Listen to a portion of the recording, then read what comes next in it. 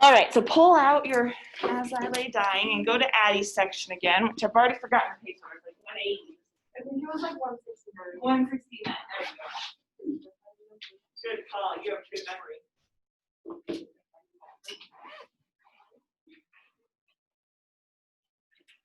And we were going through her strange thought process on words and language and names especially. So let's see.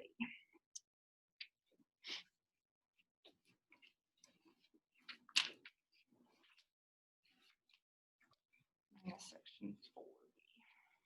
I guess I'm going to section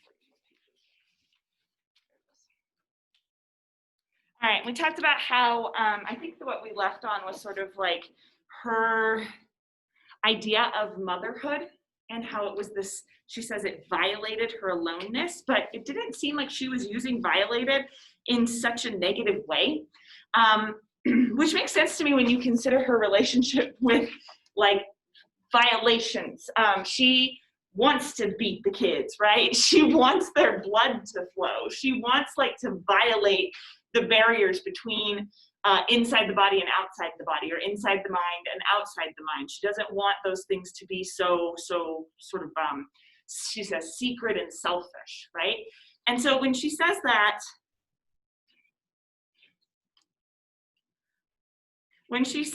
like, this is right in the, so there's a paragraph that starts, well, there's two paragraphs that start, so I took Ants, it's the first paragraph that starts that way.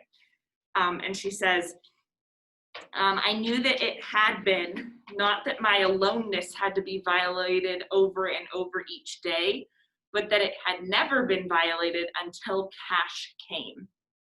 Did we talk about this in terms of childbirth? I think we did in this class, right? I got to two different places in two different classes. So we were kind of talking about how the differences between inside and outside can be blurred in certain situations, and childbirth is one of those situations where the baby was once you. At some point, that baby was you, right? And yeah, it was a mixture between you and the father, but I think the mother, it's like inside her body, so it feels like a part of her, right? And at what point is that baby no longer you, but its own thing, its own person? And different people will argue about, I mean, that's a very political discussion that people have, right? Because that's a discussion about like abortion and when it seems to be a violation of the infant's rights as a person, so when the infant becomes a person. And at various points throughout history, they have said that babies become their own people at different points. Like before turn of the century, like 1890s or so, it was pretty commonly believed that the baby becomes its own person when you first feel it move. It's called the quickening. And before that, it was the mother, and then it becomes its own person. But these days, I think when we have this discussion, it's very blurred, isn't it? Some people, it's like at conception, it is its own person. It's not you anymore. You're just carrying it around, you know? Some people would argue that comes much later, and there's like this very blurred area. Is there really a moment where we say it's no longer the mother, it's now a person? No. And so thinking about that as a mother, thinking about that as somebody who is carrying a child, that becomes, I think, a little bit strange for Addie. It definitely becomes strange for Dewey Dell too, right? And she's saying my aloneness had never been violated, but she's thinking about how before she was a whole person, she was one, she had a secret selfish life, and she didn't really like that. She didn't like that other people had it either. And then after she is pregnant, it says she finds out about Cash, right? After she's pregnant, she realizes, like, now I am completely not alone. Somehow I am too. I exist here in this other person. I exist in me. And so it's not just me anymore. Does that make sense at all? Like, it's not that we have to believe her and go along with her way of thinking completely, but as long as we can understand what's sort of going through her head, because this is where Ants steps in and he's like, no, you were never alone. There's always love. And Ants kind of like comes into the picture. It's like this mother and this baby are bonding, you know, without words, like we talked about. I think it was Brooklyn was talking about, like, looking into the baby's eyes, right? Was that you or Kimberly? I don't remember, but like communicating without like the set language, right? And then Ants comes in and he's like, yeah, but I'm the father and we're a family unit and we create this whole unit. This is what is called love. And Addie is like, I don't need a word for that. I don't need a word for that any more than for pride or fear. And you're not a part of this. That's kind of what she says. So that it was answer love, or answer didn't matter. Like, you are not, part of this violation of aloneness. You're outside of this. But Aunt says, like, well, you're still my wife type of thing. And he says, this is the paragraph that starts, I would think that even while I lay with him in the dark and Cash asleep in the cradle within the swing of my hand, I would think that if he were to wake and cry, I would suckle him too. Ugh. Answer love, it didn't matter. My aloneness had been violated and then made whole again by the violation. Time, ants, love, what you will, outside the circle. Okay, this makes me think of it. Now that I'm rereading this, though, I'm kind of having second thoughts. Tell me what this means. Does this mean that Ants is part of this family circle? Does this mean that Ants is like a part of what makes her feel like she doesn't just exist in her secret selfish life? Or is this her rejecting Ants? I can't quite tell anymore. Yeah, Kylie. I feel like the way I read it, it's like, Ants, love what you will, just outside of the circle, So like, no matter what you love, I don't care, do it away. Outside of the circle between me and Cash. Yeah. Okay, yeah, that's kind of how I was reading it first time, right? Ants love what you will outside the circle. This is not a part of like this communion that I am experiencing with the baby. Yeah. Is there another way to read that though? Because there's this idea of, I don't really want to spend too much time on this, but this idea that if Ants had woken up, she would suckle him too. Oh, that's true. That is kind of gross. So is she seeing Ants then as an extension of herself, the same way she sees the baby as an extension of herself? Yeah, Emberly. I feel like she was, I don't want to get like gross, but like I feel like she was kind of seeing like their intimacy as a violation of her aloneness. Yes. Like literally being like two halves, but then like without that, like he has no purpose and he has no place in the circle, and so like their togetherness violated that, but then like through that violation, she had Cash. Yes. And now it's violated through that. And okay. That's all her answers. Okay, yes, I agree with that, right? And because if you look at the next part where it says, then I found that I had Darl, it's like a surprise to her. It was this kind of like she understood what that circle meant for her and Cash. But as soon as Darl comes into the picture, she says, at first I would not believe it. Then I believed that I would kill Ants. So that for sure is this negative kind of violation where she's like, this surprised me. This wasn't what I wanted. Like, I didn't want the circle to expand even further to include another baby. It was as though he had tricked me, hidden within a word, like within a paper screen, and struck me in the back through it. But then I realized that I had been tricked by words older than Ants or love, and that the same word had tricked Ants too, and that my revenge would be that he would never know I was taking revenge. Okay, so why do you think she's so upset that she has a second child?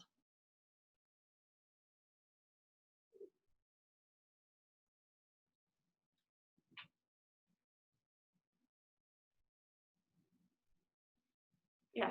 For this paragraph, she's not really focusing on the fact that like she hates that she has Darl. It's like she hates that Ants violated like the kind of circle of her and Cash. Yeah. In order to create Darl. Yes. Well, I'm reading that. Yeah, it kind of seems like she sees Darl as Ance's child instead of hers, but he's somehow part of this circle still, and that is kind of like ruins this idea that she had of the circle between her and Cash. And then she says the way that she's going to get revenge is she asked Ants to promise to take me back to Jefferson when I died, because I knew that Father had been right, even when he couldn't have known he was right any more than I could have known I was wrong. So remember, her dad was the one who said the whole point of life is living and living to wait, or the whole point of life is waiting to die, basically. And she says, okay, great. When this is my revenge. When I die, you have to take me back to Jefferson to be with my dad. Now, why would that be a form of revenge, do you think? And why is that important considering her father's idea about life?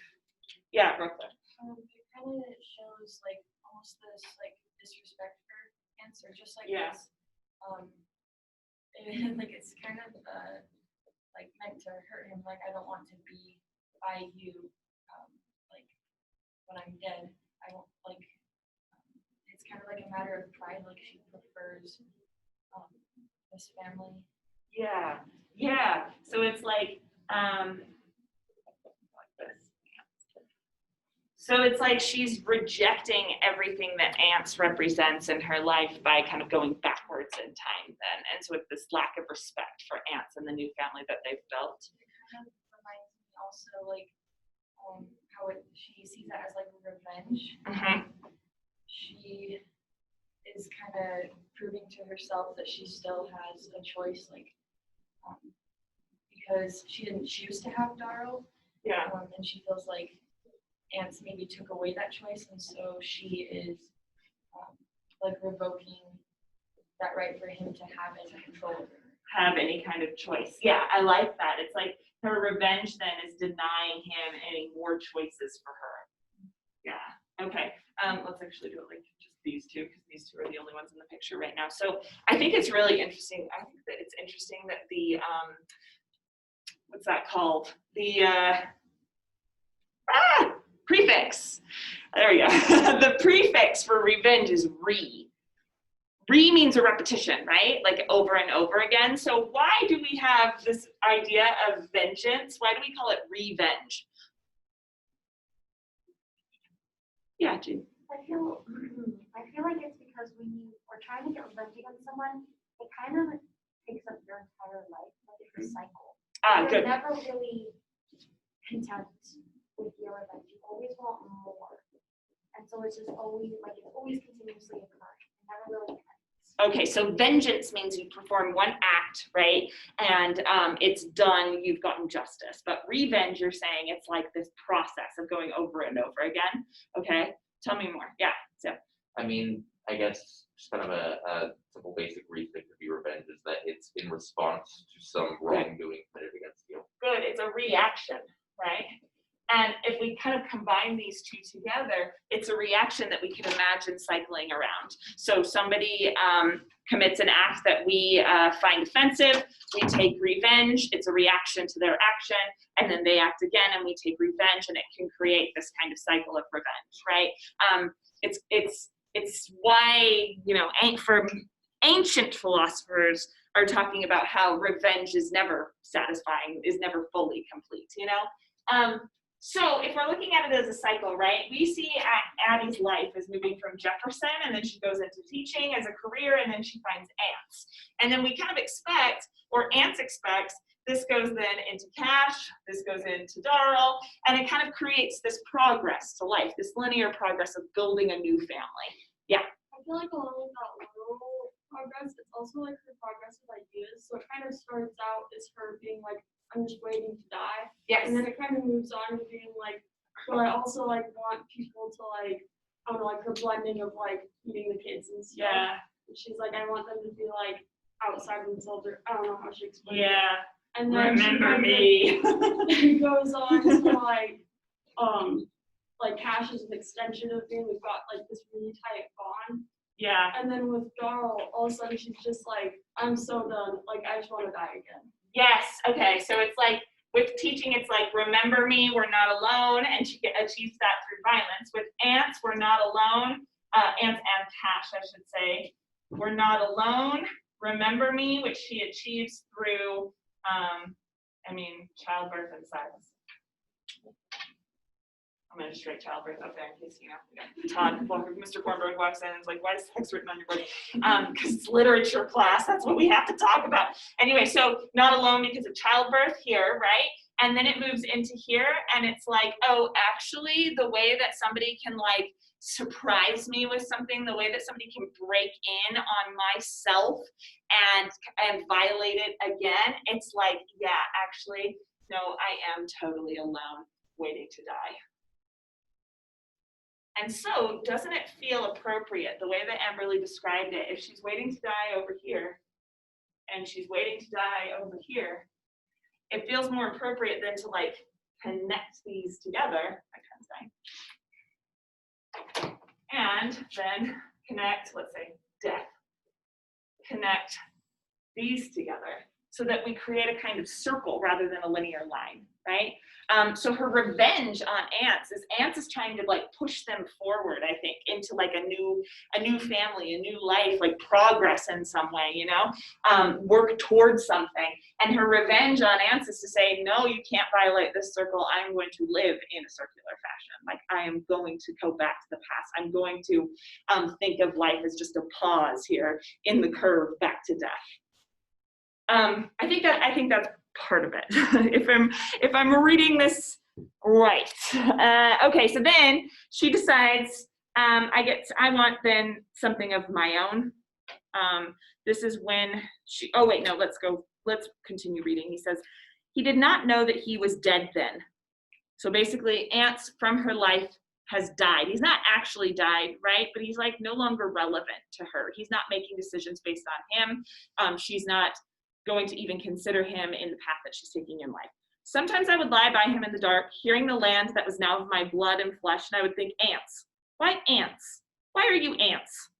I would think about his name until after a while I could see the word as a shape, a vessel, and I would watch him liquefy and flow into it like cold molasses flowing out of the darkness into the vessel until the jar stood full and motionless, a significant shape profoundly without life, like an empty door frame. And then I would find that I had forgotten the name of the jar. I would think, the shape of my body where I used to be a virgin is in the shape of a blank. And I couldn't think Ants, couldn't remember Ants. It was not that I could think of myself as no longer unvirgin because I was 3 now. And when I would think Tash and Darrell, that way until their names would die and solidify into a shape and then fade away, I would say, all right, it doesn't matter. It doesn't matter what they call them. So this is again, back to what we were talking about before. And this is why we started class last time with this idea. We talked about all the different names and how the names seem to fit the characters, right? We were talking about how Tash was like this idea of material name. Jewel was this idea of like a symbolic representation of wealth, a more special, unique thing. Dewey Dell having this like kind of feminine energy to her, an innocence that becomes ironic later, etc. Tell me about the name Ants. When I first read it, I was listening to the audiobook version. Do they pronounce it Ants? Yeah. Okay. I thought it was ants, like an anthill. Yeah, like a bug, like a I vermin. was very confused. So that's how I've been spelling this name. It sounds like ants, like little creatures, right? Yeah. Well, this isn't anything, but I was reading a sport notes website last night, and it's called Ants in My Pants. Yeah, so it's not just us that are seeing this connection, right? Yeah, for sure. Tell me more about then why that would be interesting for thinking about his name. Yeah. Well, ants are so small and insignificant, and so that's what his name is. It's kind of representative of how she sees him a little bit, because she doesn't really care about him. He's basically dead to her already, and so he's as insignificant as he can. I love that. I love that. It's this tiny little thing. Yeah, Brooklyn. And ants are also like, I don't want to say like parasites, but like Scavengers, maybe? yeah, like I remember one time when we went on a vacation, we came back and our pantry was filled like with ants. Invaders. Yeah, that's the word. Yeah, good. They're vermin, right? Vermin is not quite. I think vermin is more like mice, like creatures, right? But this makes sense to me that they're invading the house, that they take up the space, right? That they violate the privacy of the house.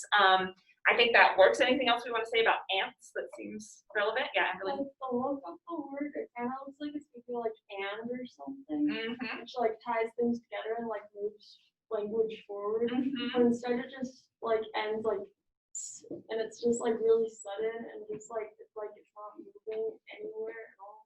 Yeah, good. So the and makes it seem like this continuation word, a coordinating conjunction, and the ants, you're saying with the S at the end, it kind of like stops that, right? I also think it's really important that we're hearing this as plural, because ants does imagine the family as a kind of plural unit. The more the merrier, the more people, the more work you can do on the farm, right? Like a traditional kind of family farm. Yeah, Alios. I looked and it says that the name ants means is a German and French name that means like God's helmet. Interesting. God's helmet. Does that fit with ants? Never like religious. He tries to be like the ideal like religious family. Yeah, yeah. In one of the first chapters, he talks about how like I don't know if this if I can work this into it. Yeah. Anyway, but like in some of the or like in one of the first chapters or sections that he talks in, he's like, if God wanted people to move, he would have put them on 4 legs and made Yes. them like a tree. Yes. He would have made them a snake, right? Yeah. God's helmet. I would have to think about that more. I haven't thought about this. Interesting. I do like the connection to his religion, yeah.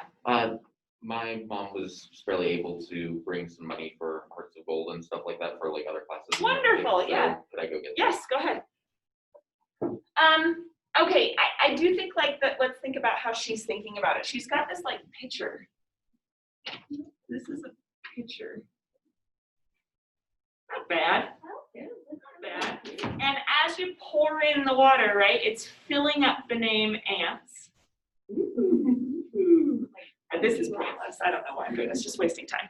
And she says, I would flowing, it's like cold molasses. So I should have drawn, there we go, like a molasses thing. So it's like really slowly dripping into it, right?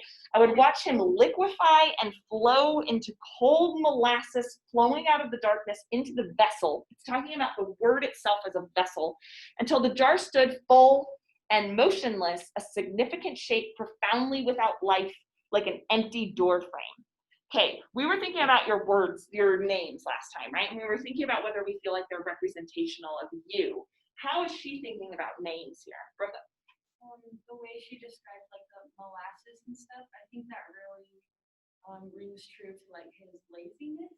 And yes. Like he just seems like a really like slow and kind of laid back character. Yes, okay, so then the name itself, if she's picturing it as this kind of movement through the name, then it does fit him. It is representational of him. Yeah, Kylie.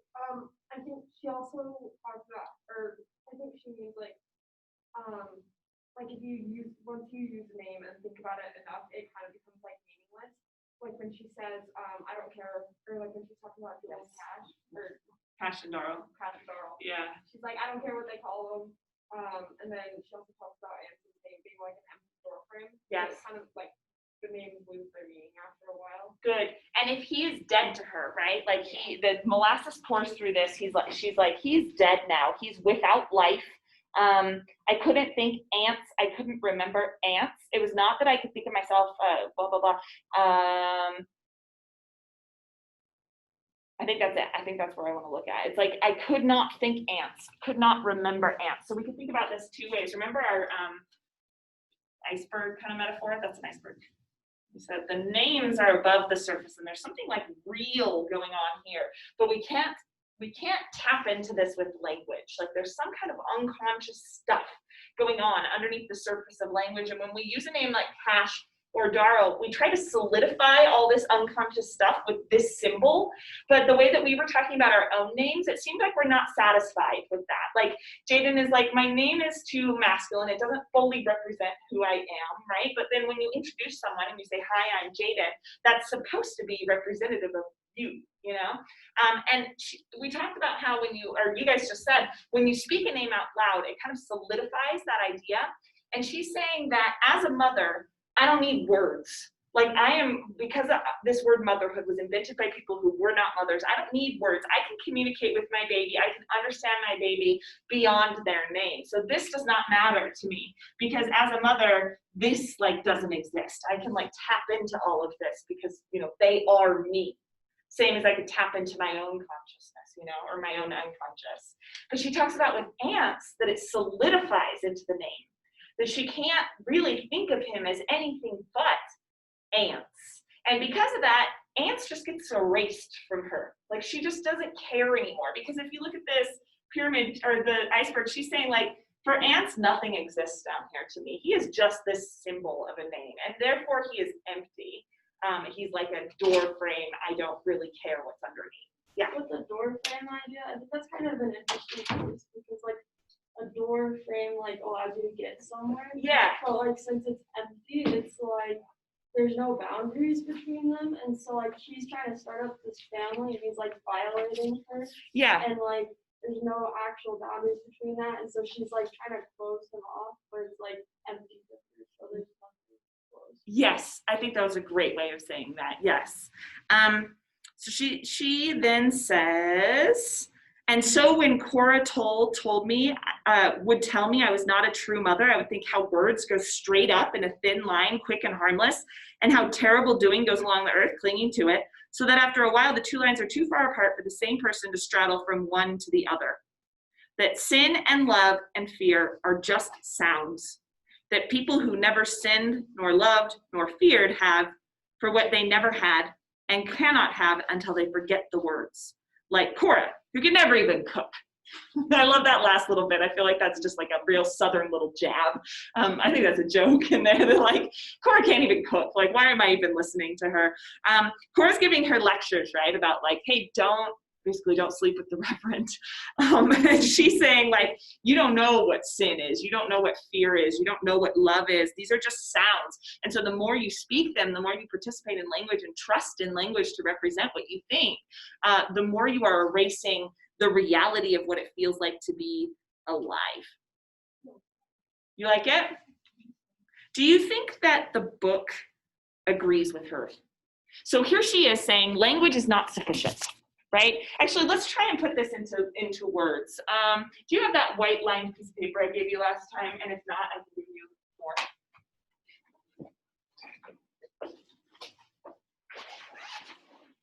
We're gonna get back to the circle idea. That was a precursor to more circles, but I know you talked about it in your prompt. So.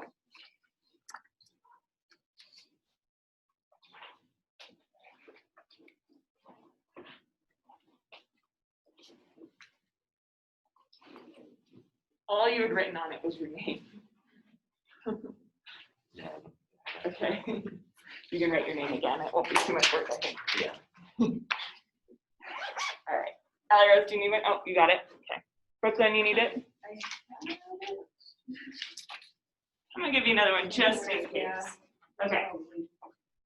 All right, so what I want you to do is I want you to write on that paper, if you had to put it into one sentence, what is Addie's philosophy about language? What does she believe about language? Try and put that in one sentence.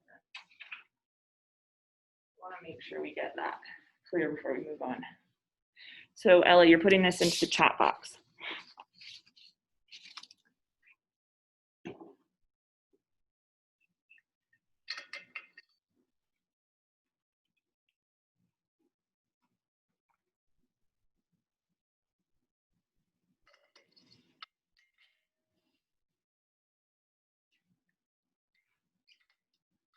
Oh, we only have like 7 minutes.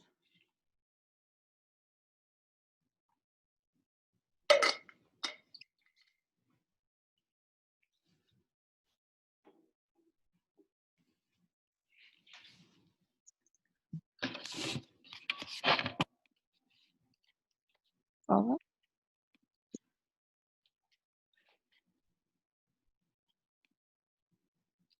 my, I just realized I wasn't muted. Just for a second there.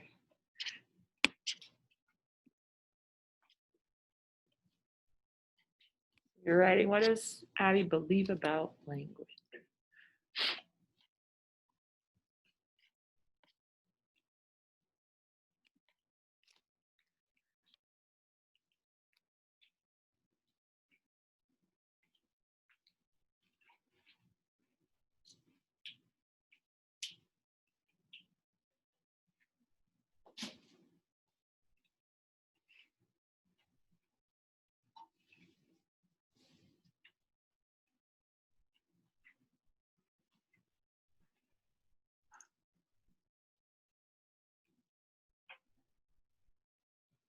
Okay, and now I want you to write another sentence below that, take a space, and I want, what does Darrell believe about language? We've talked about this a little bit in the river section, or when he was having his crisis of what is. What does it seem that Darrell believes about language? Is it the same as what Addie believes, or is it different?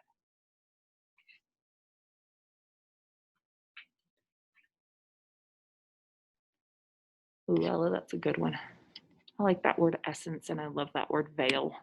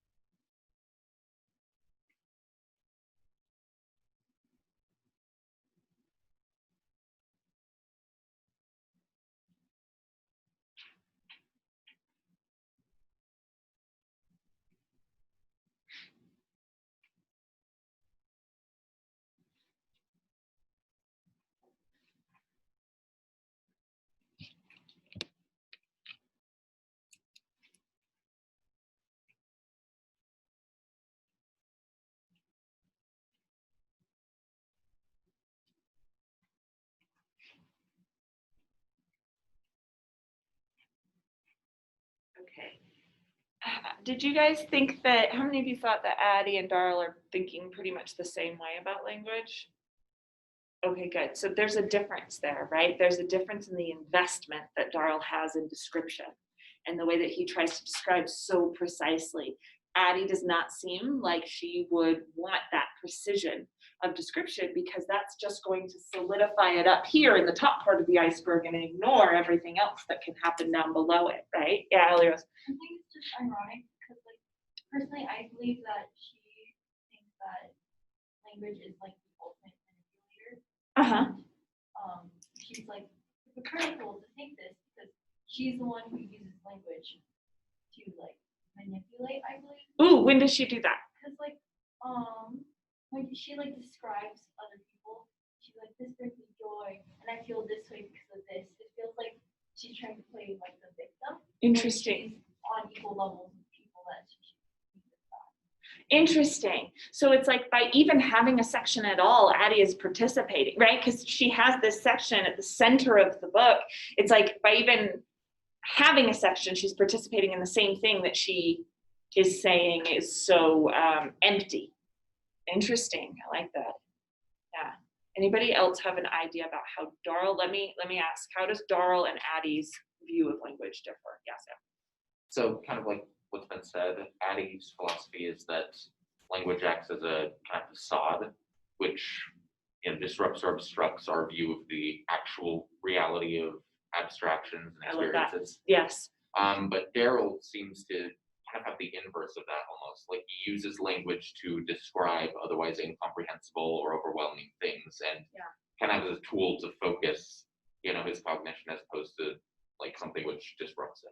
Absolutely. Yes, I love that. A tool to focus his cognition. And you think about all those sections that reviewers were like, how would this guy Darl know all of these big words? It seems like through the vocabulary, Faulkner is potentially making that same argument that the precision can actually focus your cognition. Yeah. I feel like I definitely agree with what you said about Addie. I also feel like with Darl, he's kind of like, he does believe in the meaning of words, but I feel like he only uses them to like explain what is in that moment, but not what can be and what the potential is. So he's trying to capture all of these different moments Yes. through the use of his words. But like same with like his existential crisis about like after I die, like I'm nothing anymore. That's like why he's saying like I have no mother anymore. It's like as soon as that thing changes, words don't describe it.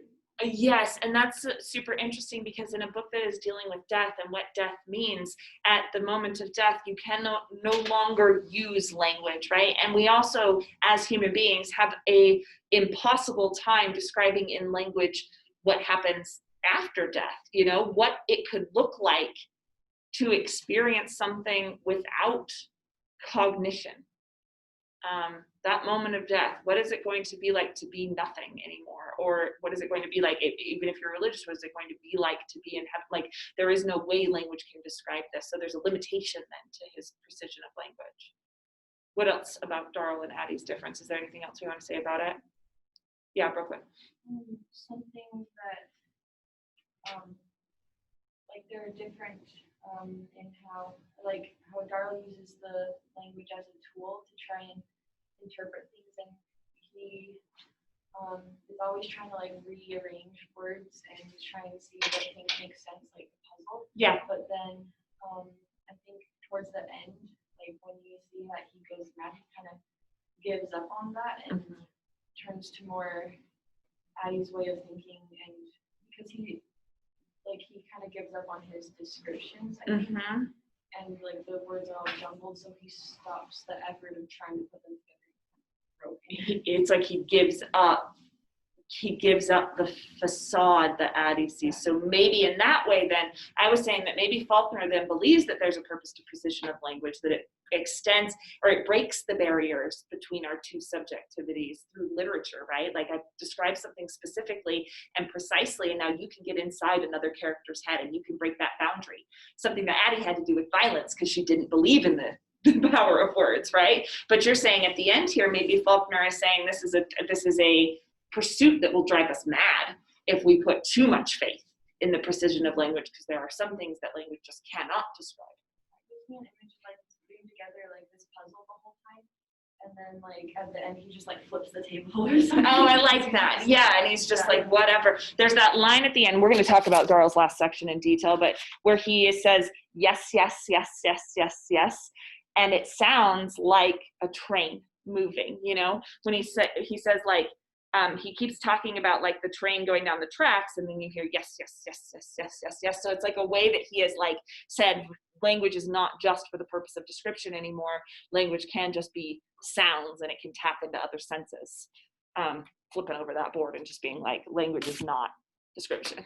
It's whatever I want it to be. Yeah. Okay. It also kind of challenges like gender barriers. 'Cause, like typically, guys are supposed to be more like reliant on like physical strength and like what they can actually Kind of jewels, right? Yeah. Like pushing the coffin onto the wagon and defying gravity. Yeah. Yeah. Whereas women are more typically supposed to be like kind of like more thoughtful, use their brain Communicators. more than their body. Yeah. In some cases. And then it also challenges the fact that like especially during this time it's supposed to be like women are silent, or like women should be silent, they should be seen and not heard. So it kind of like it pulls together both of those in like a really like weird mix. Yeah, I agree, because Addie is silent, but it's not because she thinks that that's her place to be silent. It's because she is taking up like a rebellion, a revolution against words, you know, like she's saying like, I do not want to participate in this falsehood. And that I have something more than that, a greater communicator with my children. Okay, we are going to end there because it's time. You've bought out of the rest of class. Kate, you have to keep that lined paper now until after Christmas break. Can you do that for me? So right after Christmas break, you have your major works sheet is due on As I Lay Dying. That's the only thing you have to do over the break. But the day, our class period after that, so it's like Wednesday, you have an essay due. You do have the 3-day leeway, and we're going to talk a lot more about the ending of this book. So if you wanted to wait, I get it. But if you wanted to get ahead, the description of that essay is on campus. You're choosing one section to really do a deep dive into for As I Lay Dying. And then you're getting started on Pride and Prejudice. And like we said, looking for economics in Pride and Prejudice.